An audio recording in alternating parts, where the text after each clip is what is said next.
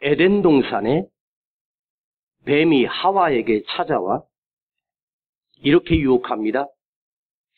선악과를 먹어라. 하나님이 먹으면 안 된다고 했어요. 네가 저걸 먹으면 결코 죽지 아니하리라. 그걸 먹는 날에는 너희 눈이 밝아져 하나님처럼 되리라. 하나님처럼 되리라. 그 말에 솔깃한 인간은 그 선악과를 볼 때마다 먹음직도 하고 보암직도 하고 눈이 밝아져서 하나님처럼 될 것이라고 하는 착각에 빠집니다. 인간이 그 유혹에서 얼마 동안이나 버티고 견딜 수 있을까?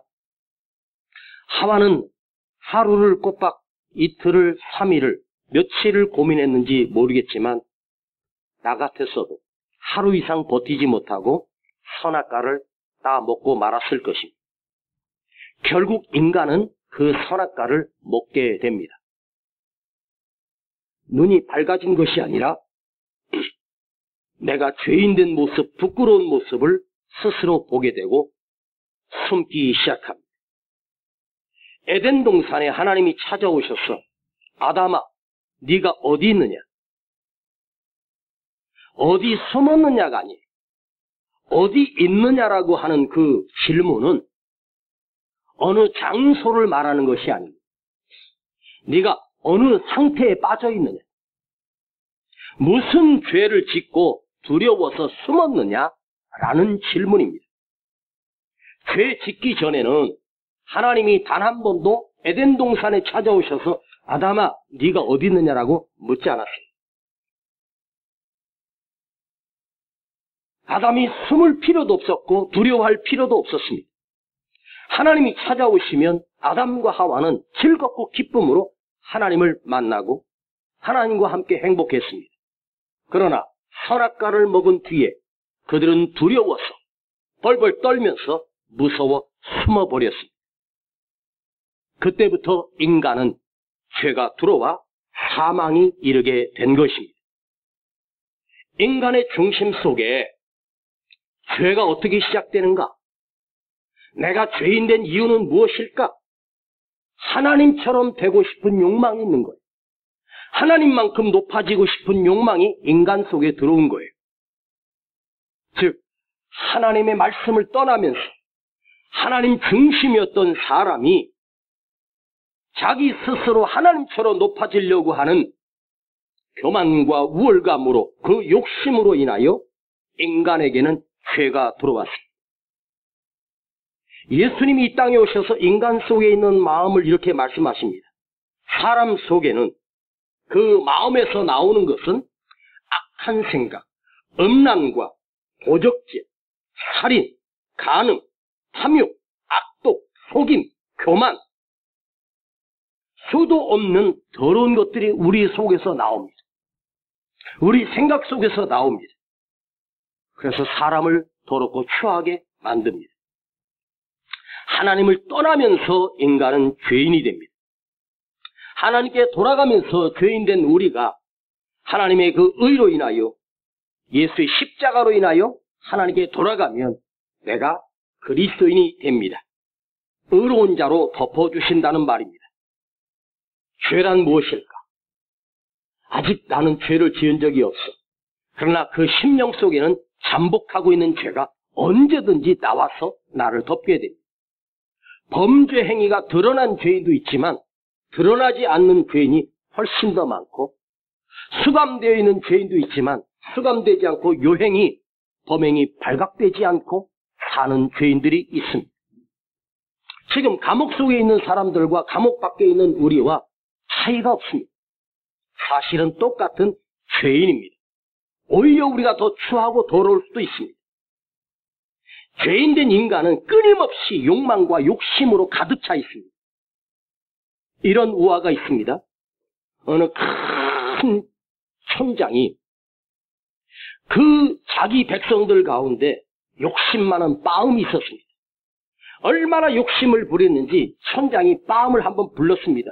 빠음아, 네 천장님, 내가 오늘 너에게 아침에 해가 뜨는 순간부터 저녁에 해가 질 때까지 네가 걷든지 뛰든지 한 바퀴 돌고 오면 그 한 바퀴 돌고 온 모든 땅을 너에게 주마. 그러니 빠음이 너무 행복했습니다.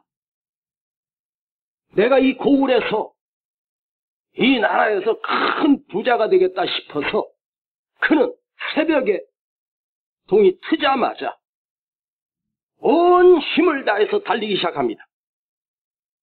산을 넘고 강을 넘고 그 지역의 가장 넓은 곳으로 있는 힘을 다해서 뛰고 걷고 물을 마실 시간도 없고 밥을 먹을 시간도 없고 그냥 한 걸음 한 걸음 걸을 때마다 내 땅이 되는 거예요. 해가 질 무렵에 그는 숨가쁘게 목숨을 걸고 뛰어 돌아옵니다. 마을 입구에 딱 돌아오는 순간 촌장이 그를 맞이하고 있습니다. 촌장이 빠음에게 빠음아, 이제 너는 큰 땅 부자가 되었구나. 네가 돌아온 그 땅을 내가 너에게 주리라. 그 말을 듣는 순간 촌장 앞에 이 빠음은 피를 토하며 거꾸러져 쓰러져 죽고 말았습니다. 그가 죽음으로 인하여 그가 다녔던 그 넓은 모든 땅은 내 것이 아니라 자기가 죽어 묻힐 한 평의 땅도 없는 비참한 인간으로 끝납니다. 오늘 여러분에게 누군가가 진짜로 제안합니다. 네가 하루길을 가서 걷고 오면 그 땅을 너에게 다 주마. 그러면 여러분 한순간이라도 발걸음을 더 많이 뛰어서 더 넓은 것을 갖고 싶지 않겠습니까? 인간의 죄는 바로 더 가지고 싶은 욕망, 더 가지고 싶은 욕심, 거기에서 인간의 죄가 출발합니다. 여러분은 오늘 이 자리에 어쩔 수 없이 아니면 스스로 자발적으로 나오셔서 이 자리에 앉아 계십니다. 나는 지금 예배의 자리, 말씀을 듣는 자리에 앉아 있습니다. 앉아 있다. 내가 여기에 앉아 있다. 내가 나를 이곳에 앉혔다 할 때 이 앉는다라고 하는 것은 동사입니다. 여러분 분명히 어젯밤에는 여기 계시지 않았습니다. 아침에 일어나 씻고 준비하고 옷을 입고 이 성전으로 오셨을 것이 틀림이 없습니다. 여러분 스스로 내가 주일 예배를 드리기 위해서 하나님의 말씀을 듣기 위해서 이 자리에 나를 앉힌 것입니다. 이것은 자동사입니다. 스스로 자자입니다. 스스로 나를 이곳에 앉게 한 거죠. 누군가가 억지로 권면해서 끌고 올 수도 있고 하도 권면하니까 끌려 나올 수도 있습니다. 자, 앉아있다. 이 성전의 자리에 여러분이 앉아있다. 나를 내가 이곳에 앉혔다. 말씀을 듣기 위해 예배를 드리기 위해 자기 자신을 예배당에 앉힌 것입니다. 자, 여러분 이곳에 오셔서 도박을 하거나 마약을 하거나 술을 마시기 위하여 이 자리에 앉아있는 것이 아니지 않습니까? 누군가가 나를 여기에 앉힌 것입니다. 내 스스로 오늘 주일을 기억하고 하나님의 말씀을 듣기 위해 예배드리기 위해 나를 이곳에 내가 앉힌 것입니다. 그것은 내가 선택한 것입니다. 자, 어떤 것을 선택했느냐에 따라서 그 선택에는 반드시 결과가 찾아오게 되어 있습니다. 만일 여러분들이 이 시간에 도박장에 가서 거기에 앉아 있다면 도박하는 사람 치고 단 한 사람도 성공하거나 도박을 통해서 명예를 얻거나 도박을 통해서 인생이 행복해지고 기쁨을 누리는 인간은 단 한 명도 없습니다.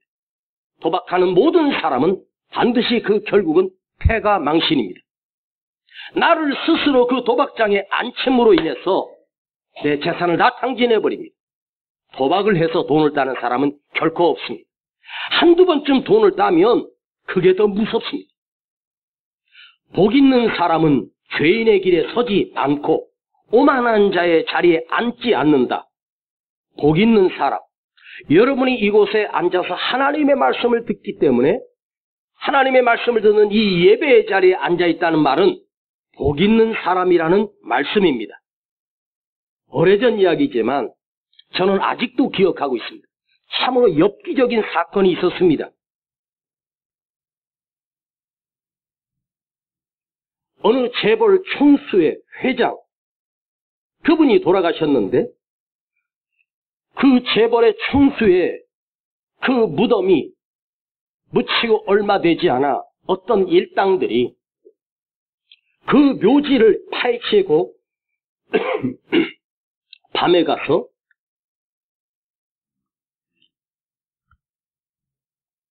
그 시신을 다시 발굴해서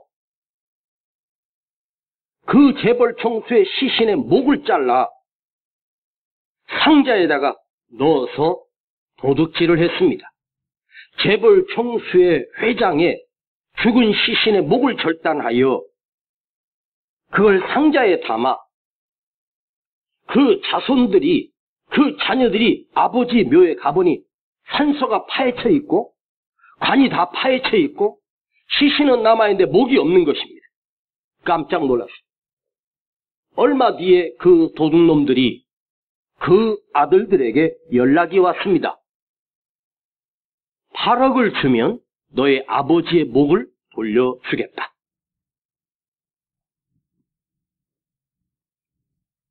죽은 자의 시신의 목을 가져다가 8억이라고 하는 돈을 요구하며 그 8억을 주면 너의 아버지의, 죽은 아버지의 목을 다시 돌려주겠다. 그러나 그들은 결코 8억을 손에 쥐지 못하고 그들은 경찰에 잡혀 징역형을 살았습니다. 어떻게 인간이 죽은 자의 묘를 파헤쳐 그 목을 절단해서 그걸 가지고 그 부자들에게 흥정을 해서 돈을 벌려고 하는 생각을 했다는 것 자체가 참으로 엽기적이고 기막힌 일입니다. 그런데 이 범죄는 혼자 저지른 것이 아닙니다. 그 주범 외에 4명의 공범이 있었습니다. 이 주범이 혼자서 산에 가서 그 묘를 파헤치고 그걸 하려면 불가능하거든요. 그리고 그는 자기 수첩에 있는 자기 감옥에서 같이 교도 생활을 했던 친구들의 전화번호를 뒤지며 그들에게 공모를 제안했어요. 내가 너희들에게 1억씩 주겠다. 그 당시에 1억은 아주 큰 돈이었습니다. 만일 여러분 친구 중에 누군가가 이런 범죄를 계획하고 여러분의 연락이 온다고 치십시다. 그러면 왜 나에게 그런 제안을 했을까? 나도 똑같은 놈이기 때문에, 같은 부류의 사람이기 때문에, 동조할 것 같은 사람이기 때문에 연락을 한 것이란 말이에요. 아마도 여러분들에게는 그런 범죄를 저지르자고 누군가가 제안하는 사람이 단 한 사람도 없다고 저는 생각합니다. 이 기막힌 범죄를 공모하고, 즉 자기와 함께 같은 부류의, 같은 교도소 출신들, 그리고 돈이라면 환장할 놈들만 불러서 같은 죄를 같이 공모해서 삽을 들고 산에 올라가 그걸 파헤치고 시신의 목을 절단하고, 여러분에게 누군가가 집사님, 권사님, 우리 같이 기도합시다. 나 기도 좀 해주세요. 내가 이런 힘든 일인데 권사님이 좀 기도해 주세요. 집사님 좀 기도해 주세요. 기도를 부탁할 수 있습니다. 집사님, 참으로 어려운 선교지가 있다고 하는데 나 혼자 그분을 돕는데 너무 힘이 들어. 집사님도 함께 선교에 동참해 주셨으면 좋겠습니다. 라고 제안할 때는 그 제안하는 분이 그 집사님이라면, 그 권사님이라면 이 귀한 선교에 동참할 수 있는 믿음이 있을 것 같아 연락을 취한 것이 아니겠습니까? 여러분, 모든 인간은 원하든 원치 않든 반드시 통로로 살게 돼 있어요. 복의 통로로 살 수 있고, 죄악의 통로로 살 수 있고, 악의 통로로 살 수 있고, 선함의 통로로 살 수 있습니다. 자기 중심에 죄악이 관연되어 있다면 죄 짓는 인간들이 무수히 그에게 연락이 옵니다. 왜 전과범들이, 재범들이 많을까요? 그 교도소에 가면 그런 자들을 만납니다. 나는 사회생활하면서 교도소에 6개월 갔다 온 친구를 만난 적이 있는데 그 친구가 하는 말인데, 교통사고로 교도소에 갔습니다. 그런데 6개월 살고 나왔는데 이 동료가 하는 말이, 저 빌딩도 내가 맘만 먹으면 내 것으로 만들 수 있다는 거야. 말 같지도 않은 소리 하지 마. 살 수 있대요. 모든 것을 다 위조 가능하대요. 그러니까 생각 속에 그런 걸 하고 사기를 치고 악하게 살았던 사람은 그 방법이요, 기가 막힙니다. 인간이 이렇게 머리가 뛰어나요. 보이스피싱의 그 수법이 얼마나 다양합니까? 네. 나는 보이스피싱인지도 모르고 계속 연락이 와서 한 3번쯤 전화를 받았더니, 선생님, 직장과 직함과 나이 그리고 한 달 수입을 알려주시면 아주 싼 이자로 9천만 원을 대출해 주겠다는 거예요. 그래서 내가 어이가 없습니다. 누가 나를 믿고 9천만 원이나, 그것도 농협이라는 것입니다. 제가 농협 통장이 있거든요. 신용도가 좋다면서 9천만 원까지 아주 싼 이자로 대출을 해주겠대요. 몇 프로로 주는데요? 했더니 1.5%를 준다네? 아니 9천만 원 1.5%에 주는 이자가 어디 있습니까? 그냥 더 줘줘. 근데 가만히 생각해 보니까 내가 9천만 원이 필요가 없거든? 아닙니다, 난 필요 없습니다 하고 끊어버렸습니다. 알고 봤더니 보이스피싱이에요. 우리 어르신들도 그런 소리를 듣거나 무슨 보이스피싱 오면 아주 친절하게, 그리고 엠벤말로 하는 게 아니에요. 그냥 정통 서울말로, 그것도 예쁜 아가씨가 아주 안내주는 것처럼 그렇게 합니다. 거기에 속습니다. 주님이 이 땅에 오셔서 제일 먼저 던졌던 말씀이 뭔지 아십니까? 처음에 당신을 공표하면서 하셨던 첫 번째 말씀은 회개하라, 천국이 가까웠느니라. 회개하라, 천국이 가까웠느니라. 당신이 이 땅에 오셔서 가장 큰 목적이 뭡니까? 이 땅을 회개시켜 구원하시기 위하여 오신 것입니다. 회개는 뭘까요? 돌아오는 것입니다. 탕자가 집을 나갔다가 자기 모든 것을 청산하고 아버지에게 다시 돌아옵니다. 다른 거 필요 없습니다. 내가 성공했느냐 거지가 됐느냐는 중요하지 않아요. 돌아오기만 하면 그 아버지는 이미 그 아들을 기다리고 있습니다.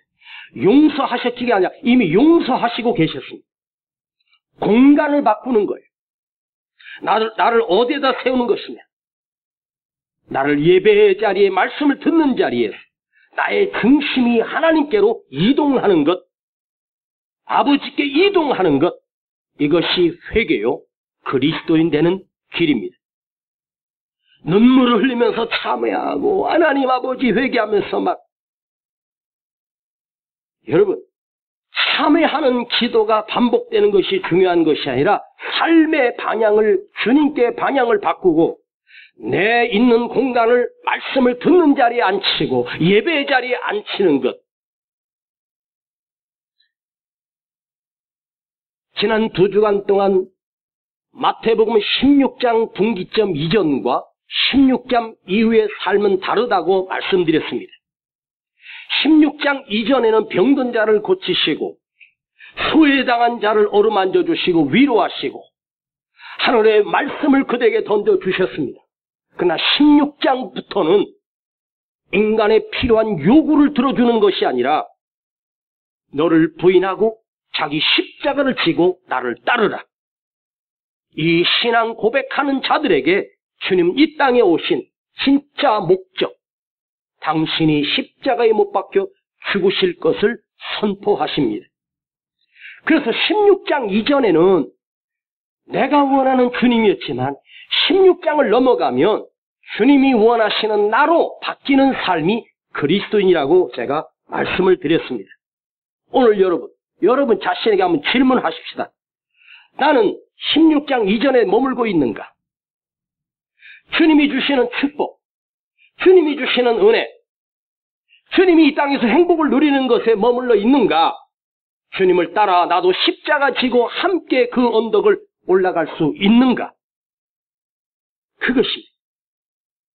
자, 오늘 말씀은 고난주간에 했던 말씀이지만 그러나 오늘 하겠습니다. 마지막 주님과 만찬하고 제자들이 이제 십자가에 못 박혀 죽으시기 위하여 자기 자신을 버리기 위하여 주님은 일어나셨습니다. 그리고 이제 내가 십자가 지러 간다. 그때 베드로가 일어나 주님, 다른 사람은 다 주님을 버릴지라도 나는 언제든지 주님을 따르겠나이다. 나는 언제든지 주님을 버리지 않겠습니다라고 베드로가 나서 주님과 목숨을 걸고 주님을 따라갑니다. 언제든지 우대 보태 결단코 내가 죽어도 주님을 버릴 수 없습니다. 확고부도한 베드로의 결심이, 베드로의 고백이 그 만찬에서 주님께 한 고백입니다. 내가 죽을지언정 주님을 부인하지 않겠습니다. 그런데 그 말을 지켰습니까? 그 약속을 지켰습니까? 복음서 모든 곳에 베드로가 배신자가 되고 주님을 부인하는 장면이 기록되고 있습니다. 그러나 그때 주님은 시몬아, 네가 새벽닭 울기 전에 이미 벌써 나를 3번 나를 부인하리라. 말도 안 되십니다. 제가요? 내가 주를 위해서 죽을 건데요? 주님과 함께 있을 건데요? 목숨까지 걸고 주님을 부인하지 않겠다고 고백하고 결단했습니다. 그때 그 베드로의 마음은 거짓말이 아닙니다. 진심입니다. 진짜였습니다. 오늘 여러분들이 은혜 받고 내가 새로워지고 말씀 속에 살아가려고 할 때 그 심정은 진실이고 진심입니다. 그런데 위기가 닥치고 환난이 닥치고 어려움이 오고 내가 희생해야 되고 손해봐야 되는 그 순간이 오면 그때가 진짜입니다. 코로나를 닥쳐보니까 알곡과 쭉정이가 갈라지는 것처럼 코로나 정도에서 무너지는 신앙인데 우리 코로나 때 현장 예배 드릴 때 나도 힘들었습니다. 그때 분위기는 살벌했습니다. 그러나 저는 현장 예배를 고수하며 진행하고 강행했습니다. 때로는 여러분들이 목사님을 원망할 수도 있습니다. 목사님 정신이 있어? 지금 이런 시국에 예배를 드리냐고? 그러나 저는 무조건 예배 드렸습니다. 앞으로도 그럴 것입니다. 지금 베드로가 주님을 모른다고 3번이나 부인하고 저주하며 배신하는 그 현장이 어디였습니까? 바로 제사장 가야바 뜰에서입니다. 군병들이 예수님을 그 산에서 잡으러 왔을 때 베드로는 칼을 빼서 휘두르며 호기를 부린 적도 있었습니다. 왜 베드로가 칼을 빼서 휘둘렀을까? 이 몹쓸 것들. 내가 칼을 들어 신호를 하면 하나님이신 성자 하나님께서 저들을 다 불살라 죽일 것이고 이 몹쓸 인간들을 다 쓸어볼 것이라고 생각을 했습니다. 그런데 주님은 아무것도 안 하고 잡히시는 거예요. 힘없이 끌려가십니다. 제사장 뜰에서는 더 비참한 거예요. 항변도 못하시고 뺨을 때리는데 뺨을 맞고 누군가가 침을 뱉습니다. 조롱을 합니다. 뒤에서 베드로가 주님의 그 등 뒤의 모습을 보니까 내가 기대했던 메시아? 내가 알고 있던 그리스도? 그 능력을 행하시고 죽은 자를 무덤에서 살리신 그 현장을 내가 생생히 기억하는데, 아니 한낱 저런 무리 앞에서 침뱉음을 당하고 조롱을 당하고 힘없이 뺨을 맞고, 아니 우리 예수님이 이렇게 무능하신가? 당신이 구원자라며 하나님의 아들이시라며, 그래서 실망하고 있던 그 베드로에게 그 옆에 있던 누군가가 야, 너 베드로지? 너 저 예수 제자 아니야? 라고 누군가가 묻습니다. 그때 자기 신분이 노출됩니다. 당황해서 자기도 모르게 무슨 소리 하고 있어? 아니야, 난 아니야. 그 허둥지둥 빠져나옵니다. 근데 어떤 계집아이 하나가 아저씨, 내가 저 아저씨 분명히 저 예수랑 같이 있는 거 봤거든요? 그랬더니 내가 맹세코 저의 제자가 아니야. 자, 유대인들이 맹세할 때는 그냥 맹세하는 것이 아니라 여호와의 이름을 걸고 맹세합니다. 하나님의 이름을 걸고 맹세하는 것이 유대인들의 습관이고 그들의 약속입니다. 하나님의 이름을 걸고 하나님의 아들을 부인하는 거예요. 성자 하나님을 부인하는 거예요. 두 번째 하니까 익숙해졌습니다. 세 번째는 맹세도 모자라 이제는 주님을 저주를 퍼부으며, 유대인들이 누군가를 저주할 때 또한 하나님의 이름으로 저주합니다. 그래야 그 저주가 진짜 저주이기 때문입니다. 이번엔 하나님의 이름을 걸고 하나님의 이름으로 하나님을 저주하는 거예요. 만일 여러분이 그 뜰에 앉아 있다면, 그 뜰에 서 있다면, 나는 3년 반 동안이나 예수님을 따랐는데 그의 수제자로 인정받았습니다. 그리고 평생을 신앙생활 해왔습니다. 자, 우리가 가만히 생각해보면 자기도 모르게 엉겁결에 예수를 부인한 것처럼 보이지만 누가복음을 제가 한번 찾아봤습니다. 그 누가복음에는 그 시간까지 정확하게 의사인 누가가 정확하게 기록해주고 있습니다. 누가복음 22장 57절에 보면 내가 저를 알지 못하노라. 그리고 58절은 조금 후에 이 사람아 나는 아니야. 맹세코 아니야. 그리고 59절에는 1시쯤 있다가 1시간의 틈이 있다가 저주를 퍼부으며, 처음에는 엉겁결에 두려워서 자기도 모르게 했지만 세 번째 부인은 확신을 가지고 예수를 부인합니다. 왜요? 내가 알던 하나님의 아들이 아니라는 사실을 확인했기 때문입니다.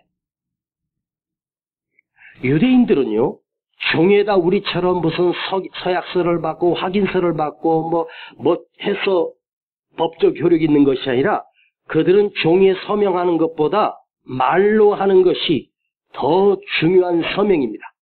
유대인들의 말은요, 그냥 뱉는 것이 아니라 그 약속이 됩니다. 그 말한 걸 누가 확인해주면 꼼짝 못합니다. 세 번째 부인은 1시간의 여유가 있지 않습니까? 그 1시간 동안 인간이 자기가 예수님을 모른다고 2번이나 부인했으면 많은 생각을 할 거예요. 예수님을 내가 그냥 따른 것이 아니지 않습니까? 내 모든 인생을 다 버리고 주님을 따른 거예요. 주님으로부터 수많은 능력과 기적과 말씀을 들었고 고비 때마다 신앙 고백했던 가장 믿음이 뛰어난 베드로라는 자가 얼마나 많은 생각을 했겠습니까? 그것도 주님의 바로 등 뒤에서. 제사장들에서 주님 뒤에서 길어봐야 4-5m 뒤쯤 떨어졌어. 주님이 듣도록 아무 힘도 없고 무력한 전능하신 하나님의 아들이라고 믿고 메시아로 믿고 내 모든 것을 바쳤었는데 배신감이 밀려오는 거예요. 이렇게 무능할 수가? 아니, 예수란 자가 이렇게 힘이 없어? 세 번째 배신은 확신을 가지고 부인한 거예요. 그 배신이, 그 고백이 끝난 뒤에 꼭 끼워하고 새벽닭이 울었습니다. 우리는 보통 닭소리를 듣고 그때서 주님이 하신 말씀이 생각나서 통곡했다고 우리는 그렇게 알고 있습니다만은 더 깊이 보면 그것만이 아닙니다. 그 주님의 등 뒤에서 비수를 꽂는 저주를 퍼부으며 확신을 갖고 저주한 인간이 닭소리를 듣고 통곡했다? 말씀이 생각나서 통곡했다? 논리적으로 심리적으로 맞지 않는 경우가 많습니다. 사실은 그 순간 나를 모른다고 배신한 그 제자의 목소리를 들은 주님 마음은 어땠을까를 생각해 보지만 사실은 그 등 뒤에서 끝까지 그 제사장 뜰까지 따라왔던 이 베드로 배신감은 예수님보다 오히려 더 클 수도 있습니다. 내가 저를 믿고 목숨을 걸고 인생을 걸고 바쳐왔습니다. 가정도 돌보지 못하고 예수님만 따라왔습니다. 내가 기대했던 예수님의 모습은 결코 그게 아니었습니다. 메시아가 뭐 저래? 그리스도라며 하나님의 아들이라며 그 속에 배신감이 부글부글 끓었습니다. 아니, 이 한낱 사형권도 없는 제사장들에서 이렇게 힘없이 저들에게 끌려가 침을 뱉고 주먹으로 맞고 저주를 받으며 그냥 끌려가는 주님의 모습이 아닌 거예요. 누가복음 22장 60절로 61절을 보면 그 세 번째 저주를 퍼부으며 배신하고 모른다고 부인할 때 주께서 돌이켜 보시니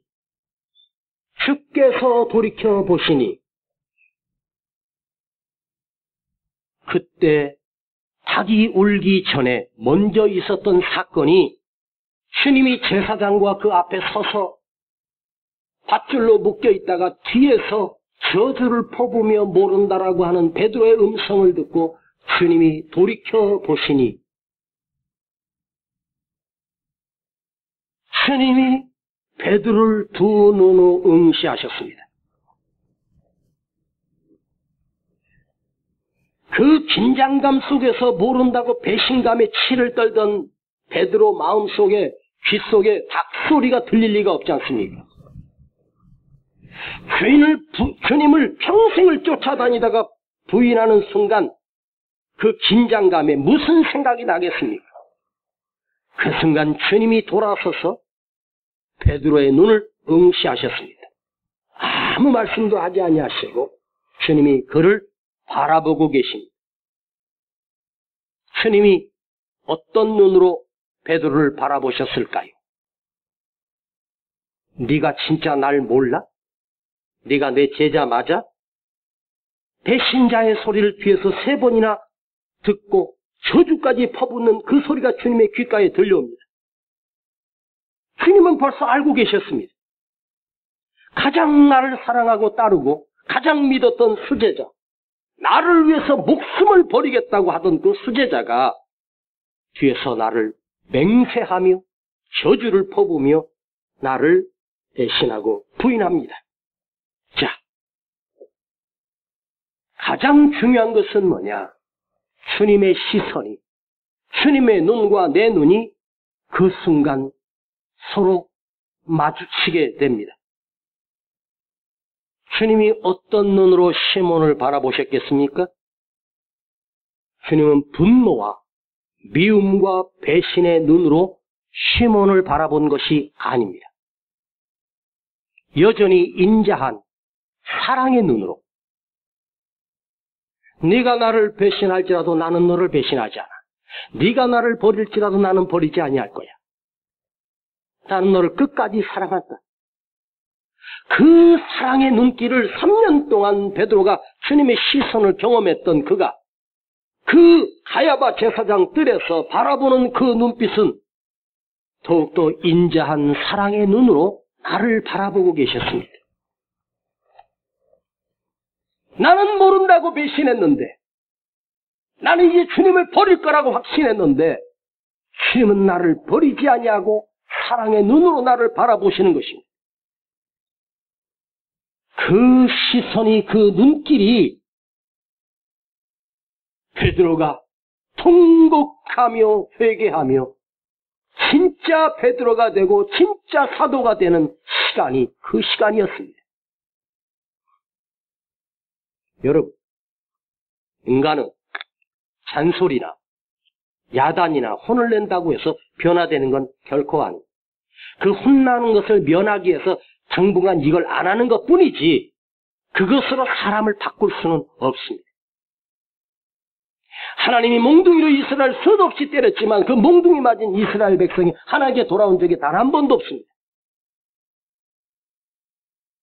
우리를 변화시킨 것은 하나님의 사랑이에요. 성경 66권을 단 한 단어로 요약하라면 하나님의 사랑입니다. 주님의 사랑입니다. 닭소리 듣고 베드로가 회개한 것이 아닙니다. 그 주님의 인자한 눈길을 보는 순간 네가 나를 모른다고 부인하리라. 그 생각이 났어요. 나를 위해서 비열하게 배신하는 그 베드로를 주님은 여전히 변함없이 나를 사랑하고 계셨습니다.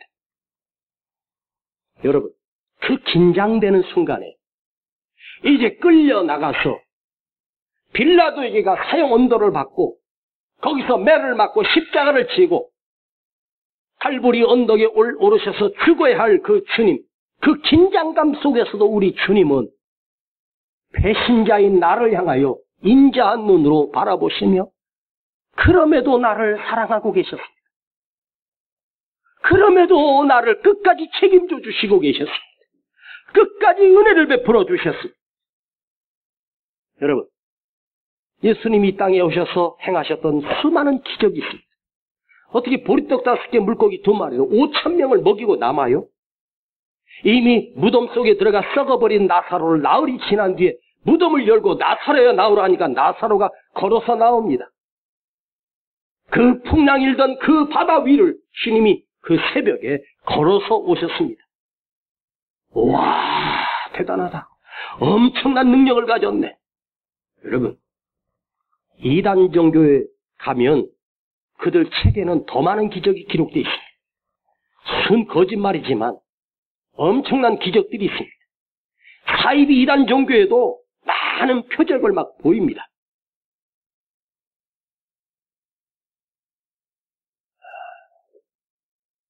제가 예전에 어디 기도원이라고 해서 갔는데 여자 원장이 강단에서 하얀 옷을 입고 막 춤을 추면서 사람들이 막 바글바글 모였어요. 와, 이 아줌마는 암 환자를 치료하고 막 그런. 거기 가면 암 환자들이. 근데 그걸 어떻게 하냐면 그 간암이라는 간암부에다가 손톱을 뾰족하게 했던지 칼로 거기다 팍 긁어가지고 피를 나게 해요. 계속 거기. 옛날에 15세기, 16세기경에 암인지 몰랐던 시대에 거기다 상처를 팍 대면서 골마버리지 않습니까? 거기다 막 물을 발라주고 막 그래요. 그럼 골무면 그 골문 부위로 그 암이 그 골문 균을 먹기 위해서 막 나오죠. 그럼 그쪽으로 암이 배출되는 거예요. 그런 방법이 있어요.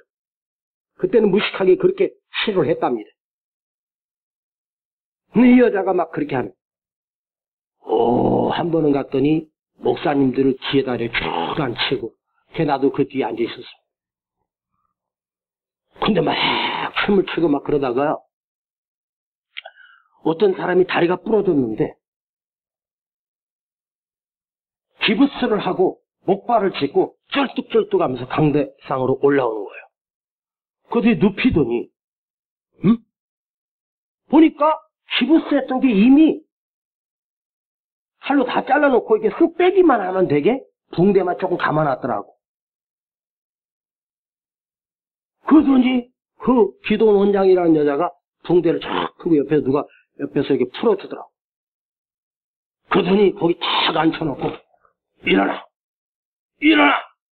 일어나! 그러니까 그 사람이 그 목발 치우고 일어나는 거야. 걸어! 그러니까 쩔뚝쩔뚝하면서 걷다가 뛰어오니까 발짝발짝 뛰는 거예요. 그래서 뒤에 딱 있는 거예요. 야, 저거 쇼하고 있네. 멀쩡한 다리를 갖다가 기부스했다가 기부스를 어떻게 이미 기부스한 거에다가 딱 잘라가지고 빠지게 해놨더란 말이에요. 잘라놓은 게 다 보여요. 그러니까 막 사람들이 막 박수치면서 막 하나님께 영광, 하나님의 기적 막 그러는 거예요. 난 그걸 직접 눈으로 보면서 야, 저건 치워다. 내가 교회를 부흥시키려면 저 짓을 해야 되겠구나.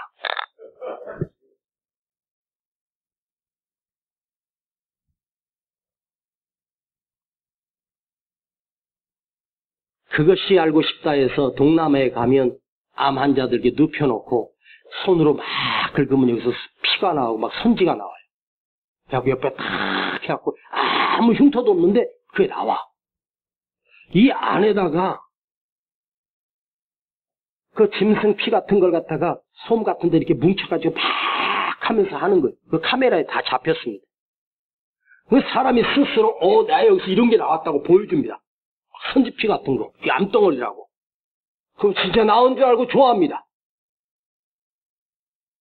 여러분, 예수님의 능력은 그야말로 짜고 치는 고스톱이 아니잖아요. 응? 짜고 치는 게 아니지 않습니까? 진짜 능력입니다. 그런데 아십시오. 진짜 예수님의 능력은 뭐냐? 나를 배신하는 수제자 베드로를 여전히 사랑하고 계시는 그 시선입니다. 여전히 사랑하는 그 은혜입니다. 예수님이 십자가에 못 박혀 죽이지 않았으면 우리는 여전히 죽을 죄인으로 살아야 합니다. 예수님이 이 땅에 오셔서 수많은 기적을 행하셨지만 가장 큰 능력은 십자가에서 하나님이 매달려 죽으신 능력이 가장 큰 위대한 능력입니다. 그것이 없이는 오병이어가 우리의 죄를 씻을 수 없고 죽은 나사로 살린 기적이 우리를 살릴 수가 없습니다. 십자가만 우리를 살릴 수 있습니다. 오늘 여러분, 주님의 그 크신 십자가의 능력은 짐승보다 못한 나를 다시 살아나게 하시고 새 생명을 주셨습니다. 수없이 배신한 우리를 참된 그리스도인이 되게 하시는 능력이 거기 있습니다. 나는 죄인입니다. 이 죄인이 주님 앞에 돌아왔습니다. 어떻게 우리가 내가 그리스도인이 될 수 있겠습니까? 내가 죄인이었던 내가 그리스도인 되는 이 기적은 주님의 사랑입니다. 엄청난 사랑입니다. 이 순간도 우리 속에는 온갖 더럽고 추한 욕망과 자기 욕망 속에 사로잡혀서 이런 나를 그리스도인으로 살게 하시는 그 크신 능력, 내 결심이, 내 노력이, 나의 결단이 아니지 않습니까? 주님의 끝없는 사랑입니다.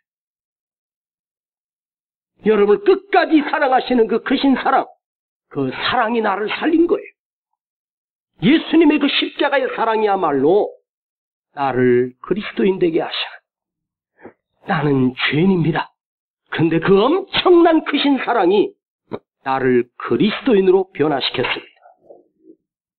사랑하는 여러분, 이 시간 주님의 사랑을 느껴보십시오. 나는 죄인입니다. 나는 죄인입니다. 3번만 시작. 나는 죄인입니다. 더 크게. 나는 죄인입니다. 나는 죄인입니다. 죽어야 할 나를 그 위대하신 사랑으로 나는 그리스도인으로 변화시켜 주셨습니다. 나를 예수쟁이로 만들어 주셨습니다. 돌이켜 시선을 향했던 주님의 시선이 베드로를 향하신 것이 아니라 지금도 우리는 베드로보다 수십 번 수백 번 예수를 부인하고 저주를 퍼부며 배신했던 나에게도 주님이 인자한 사랑의 눈으로 여전히 나를 바라보고 계시오. 이 사랑을 우리가 느끼며 한번 살아보십시다. 그래야 내가 그리스도인 될 수 있습니다. 내 결심으로 되는 게 아닙니다. 그 위대한 사랑을 느끼는 거예요. 그 놀라운 사랑을 느끼는 거예요. 기도하십시다. 주님, 나는 죄인입니다. 죽을 수밖에 없는 죄인을 고백합니다. 그런 나를 이 예배당에 앉혀 말씀을 듣게 하시는 이 엄청난 은혜는, 이 엄청난 사랑은 오직 주님으로부터 나를 향하신 당신의 시선이기 때문입니다. 오늘 그 주님의 사랑을 느끼고 주님의 사랑을 깨닫고 주님의 사랑을 받고 내가 그리스도인으로 살겠습니다. 참된 예수쟁이로 살기를 주님 앞에 고백합니다. 주님, 그 사랑을 오늘 다시 느끼게 하여 주시옵소서. 예수님의 이름으로 기도하옵나이다. 아멘. 나를 위해 오신 주님, 나의 죄를 위하여서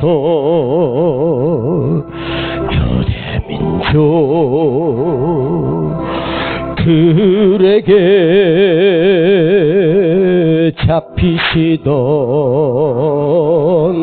그날 밤에 아무런 말도 없이 우리에게 사랑을 보여주신 주님 예수 십자가에 정말 그러나 언젠가 주님을 부인하며 원망하고 있을 때에 나에게 오셔서 사랑의 손길로 어루만지셨네. 거절할 수, 이 시간 주님 앞에 정성을 다하여 예물 드리겠습니다.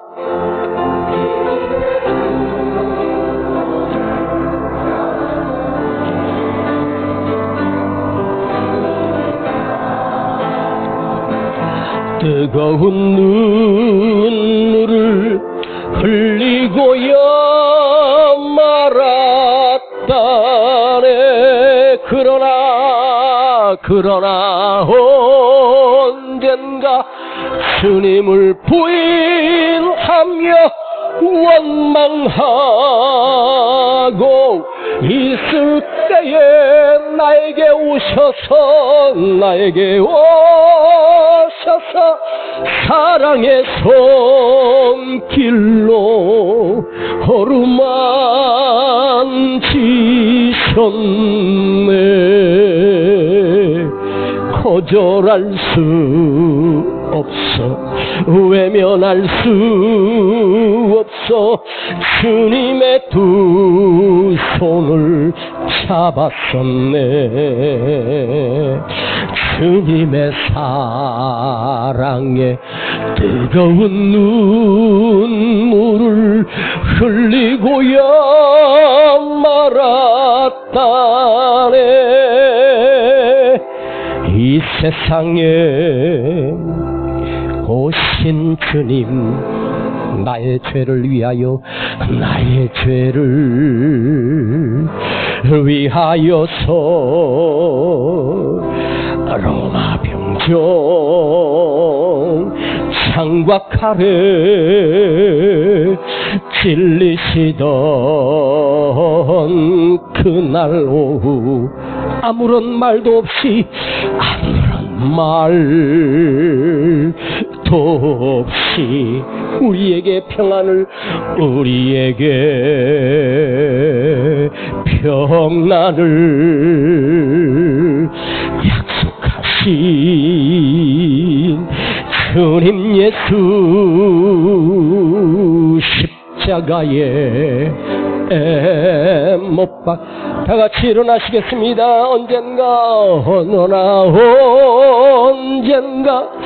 주님을 부인하며 원망하고 있을 때에 나에게 오셔서 사랑의 손길로 어루만지셨네. 거절할 수 없어, 외면할 수 없어. 주님의 그 손을 잡았었네. 주님의 사랑에 뜨거운 눈물을 흘리고야 말았다네. 나는 수없이 부인하고 주님을 모른다고 떠나가고 어떨 때는 주님의 대적이 되고 주님의 원수로 살았던 내 삶에 여전히 사랑으로 다가와 당신의 시선을 나를 향하시고 은혜를 베풀어 주시며 그 따스한 사랑의 손길로 나를 어루만져 주시는 그 주님의 사랑. 나는 죄인입니다. 그럼에도 나를 살리고 나를 세우신 그 십자가, 그 놀라운 은총으로 인하여 나를 그리스도인 되게 하신 그 주님의 사랑을 느껴보십시다. 우리는 주님을 수없이 모른다고 부인하며 우리는 늘 날마다 주님을 모른다고 부인하며 살지 않았습니까? 그럼에도 나를 사랑하시는 그 주님의 사랑, 뜨거운 사랑을 내가 느껴보십시오. 그 뜨거운 사랑을 한번 경험해 보십시오. 베드로가 그 제사장 뜰에서 봤던 주님의 그 시선, 그 주님과 눈만 마주쳤던 그 눈길을 주여 내게로 향하시고 나를 바라보시는 그 주님의 시선을 오늘 느끼시며 주님, 내가 그리스도인으로 살겠습니다. 나를 그리스도인 되게 하시는 그 능력이 나에게도 임하게 하옵소서. 우리 한번 기도하십시다. 주님, 나는 죄인입니다.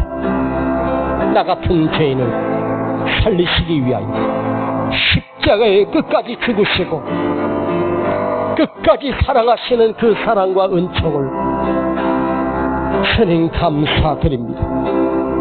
주님, 오늘 우리 안에 죄인인 내가 그리스도인으로 바꿔주시고 그리스도인으로 변화되게 하시고 그리스도인 되게 하시는 그 사랑과 은총으로 내가 살기를 결단합니다. 주님, 또 무너지고 무너져도 주님은 끝까지 나를 사랑하시는 그 놀라우신 사랑을 다시 경험하게 하여 주시옵소서. 다시 알게 하여 주시옵소서. 다시 고백하게 하옵소서. 뜨거운 사랑을 내가 오늘도 경험합니다. 주님의 한없는 은혜를 사랑합니다. 주님의 사랑을 내가 받습니다. 그 사랑을 이 시간 느낍니다. 내가 너를 사랑한다. 그럼에도 내가 너를 사랑한다. 그럼에도 내가 너를 끝까지 사랑한다. 주님, 오늘 이 땅에 우리가 참된 그리스도인으로 살게 하여 주시고 참된 그리스도인으로 내가 생활이 바뀌어지게 하여 주시옵소서.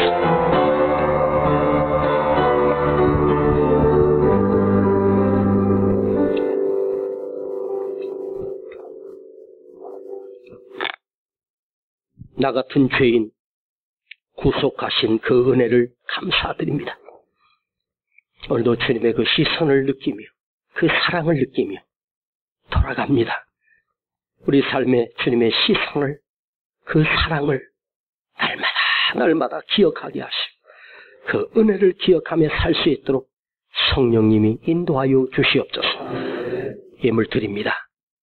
주님 받으시고 흠양하시고 저들에 드려진 감사와 또한 10의 1조 여러 감사로 드려진 이 모든 예물을 주님이 기억하시고 우리 삶에 주님이 주시는 영적인 은혜와 또한 이 땅에서 복이 함께 임하여 주시옵소서.